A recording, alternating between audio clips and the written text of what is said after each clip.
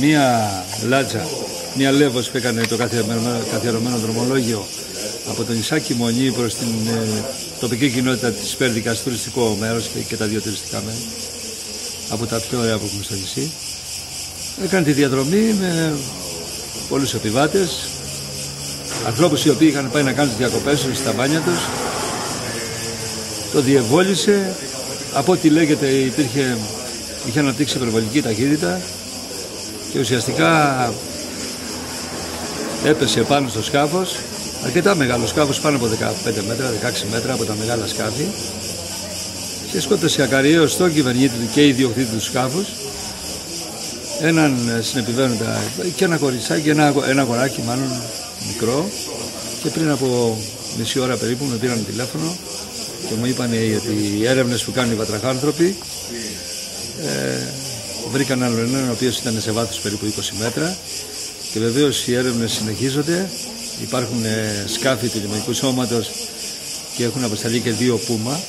Υπάρχουν πληροφορίες ότι υπάρχουν και άλλα άτομα μέσα ή γίνεται για λόγους ασφαλείας η έρευνα? Επειδή δεν μπορούμε να βρούμε τον ακριβή αριθμό των επιβερνόντων, λέω ότι το λιμεναρχείο είχε επίσημα στοιχεία, αλλά και κανένας δεν μπορεί να μας πληροφορήσει. Αυτός που θα μπορέσει να μας πληροφορήσει θα ήταν ο ίδιος ο κυβερνήτης, ο οποίος χάθηκε.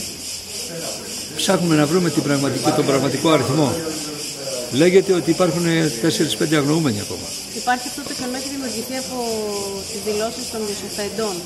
Αναζητάει δηλαδή κάποιος που δεν έχει βρεθεί είτε στους διασωθέντες είτε στους... Δεν έχω μπει σε αυτή την λεπτομέρεια, δεν ξέρω ακόμα.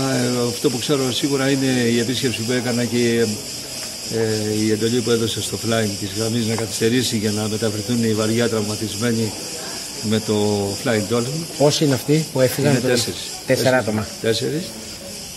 Είναι αρκετοί εδώ, περίπου 17 τον αριθμό που είναι για προληπτικούς λόγους εδώ στο κέντρο υγείας. Παραμένουν τώρα? Όχι, έχουν φύγει. Νομίζω ότι έχουν φύγει. Φεύγουν σιγά σιγά, φεύγουν. Και είναι και αυτοί οι 4 που είναι νεκροί. Οι έρευνες συνεχίζονται.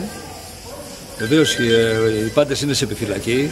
Αυτή τη στιγμή που μιλάμε ο λιμενάρχης διενεργεί ανακρίσεις και είναι μέσα ο κυβερνήτης. Οι 2.